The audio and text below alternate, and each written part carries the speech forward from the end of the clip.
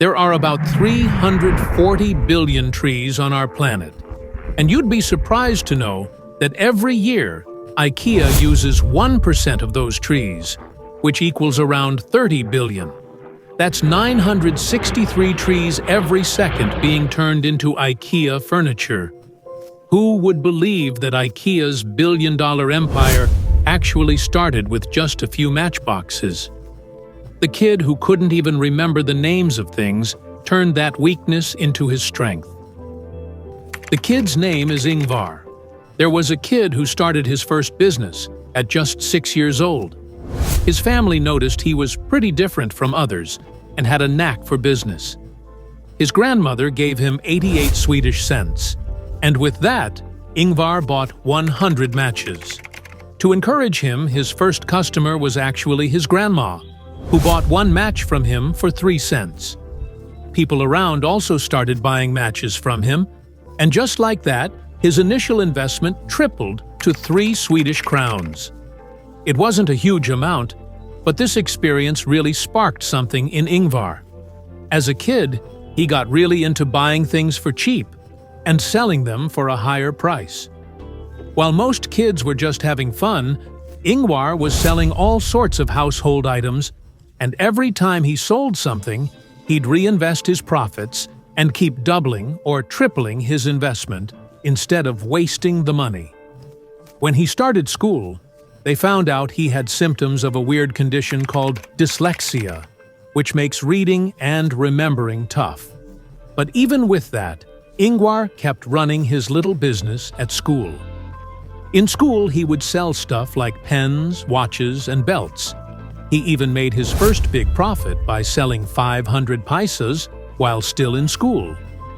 When Ingvar graduated at 17, his dad gave him money as a gift to register a trading company. This company, registered in 1943, was called IKEA. The I and K represent Ingvar Kamprad, and the E comes from his family farm's name, while the A stands for his village. The name was just a virtual trading company without a shop or office, mostly focused on delivery. Ingvar started selling the same items he had sold since childhood, working out of a tiny shed where he packed orders.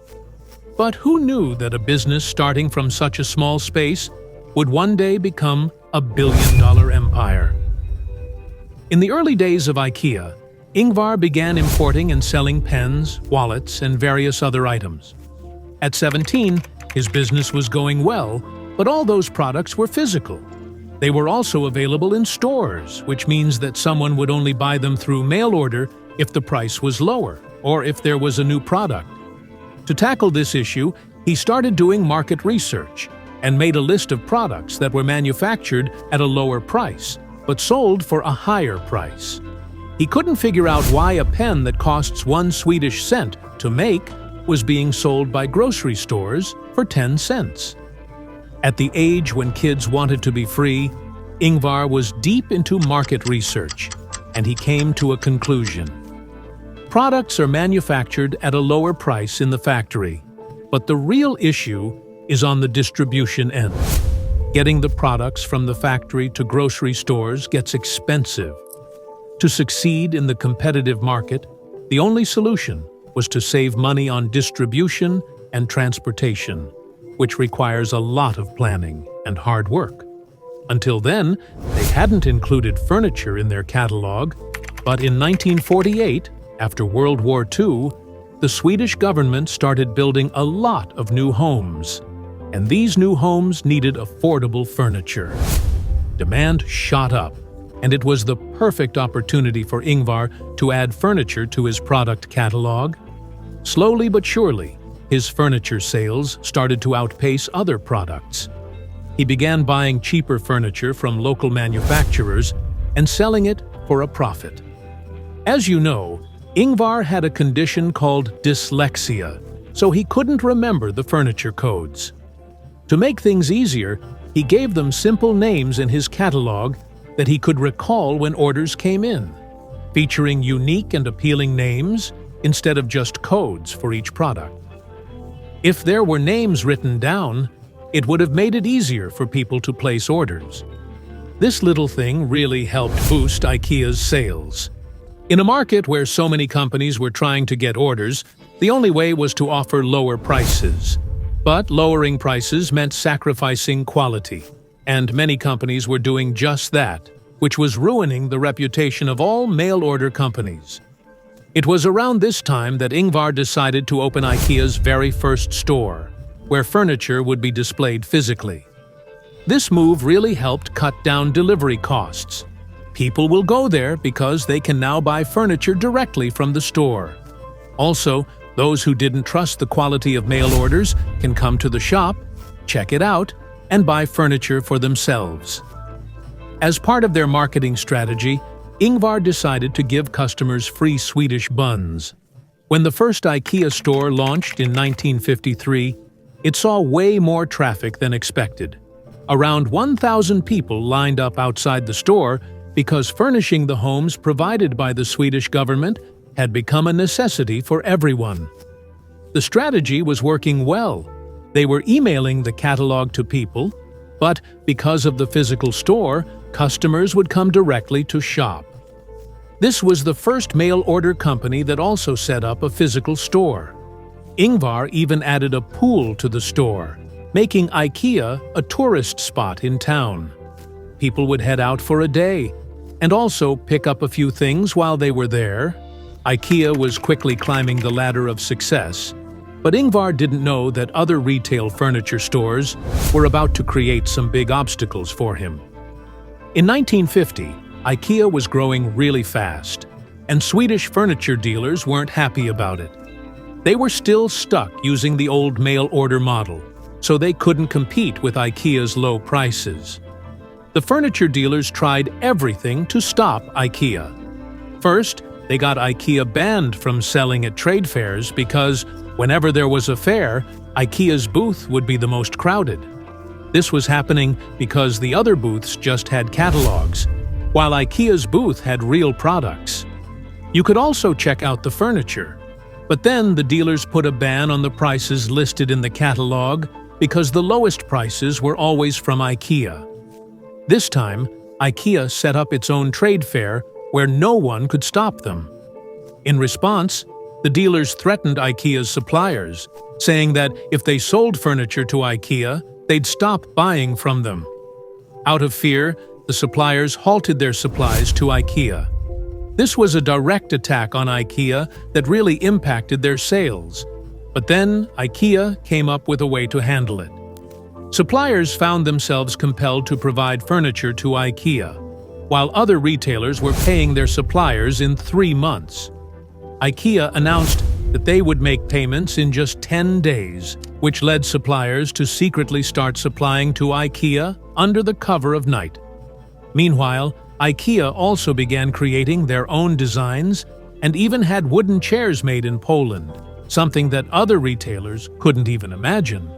Instead of weakening IKEA, the boycott actually made it stronger, allowing them to dodge every attack from their competitors. An IKEA employee noticed a customer trying to fit a table into their car, but it wasn't working. They suggested removing the table legs, and this idea pretty much changed the game for IKEA. The legs could be easily taken off and put back on, so the company made this concept the backbone of their business. By creating flat-pack furniture, IKEA's products became more compact, making them cheaper and easier to store and transport. Plus, there was less risk of damage, and customers could take their furniture home on the same day. IKEA found a way to cut costs and speed up delivery by having customers assemble their own furniture, which made them feel more attached to it. This new approach became so popular that people started calling it the IKEA effect. IKEA was the first to introduce the concept of flat-pack furniture in the industry, and it's now used worldwide. When manufacturing, furniture is designed to be disassembled for cheaper delivery. After the success of IKEA's first store, this model took off. IKEA decided to open a new, huge store in an affordable spot just outside Stockholm, the capital of Sweden. This store was as big as 8 football fields and spread over 3 floors. Ingvar designed the layout by understanding customer psychology.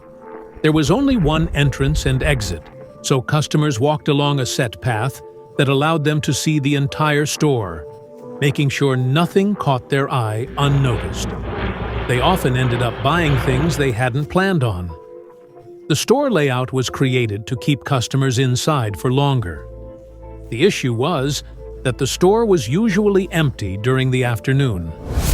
Ingvar noticed that this was happening because people were going out for lunch and not coming back. So, he decided to open a restaurant inside the IKEA store. Ingvar's thinking turned out to be spot on. After opening the restaurant, customers started staying in the store longer and would grab a bite to eat when they got hungry.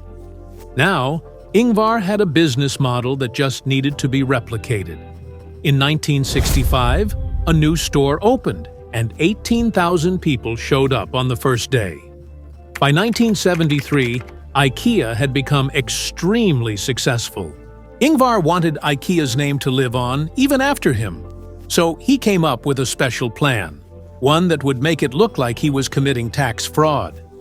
Yeah, his dream was for his kids to inherit the IKEA business, but in Sweden, inheritance taxes were super high. They had a lot of tax on any property passed down as inheritance. To tackle this problem, Ingvar hired lawyers from all over the world, and their mission was to protect IKEA from taxes. For 7 years, the lawyers set up shell companies, foundations, and trusts in tax havens, and in the end, IKEA's corporate structure got so complicated that it became impossible to tax them. Because of this, they started facing accusations of tax evasion. And as the saying goes, when someone is doing well, people try to drag them down. In 1980, IKEA faced another allegation. They had some factories in East Germany where furniture was made for them, but a few of these companies were forcing prisoners to work, and people began blaming IKEA for it. Later, when this accusation was proven true, IKEA's reputation took a hit. Management issued a public apology and asked for forgiveness. In 1990, IKEA opened over 70 new stores, and by 2008, it had become the world's largest furniture company. Ingvar Kamprad passed away in 2018 at the age of 91. Today, there are 473 IKEA stores around the world, and each year, over 2,000 new products are launched. One interesting thing about these products is that they still have Swedish names, a practice started by Ingvar because of his dyslexia. Hope this helps. Don't forget to like and share this video. Thanks a ton for all your wonderful comments. See you in the next awesome video.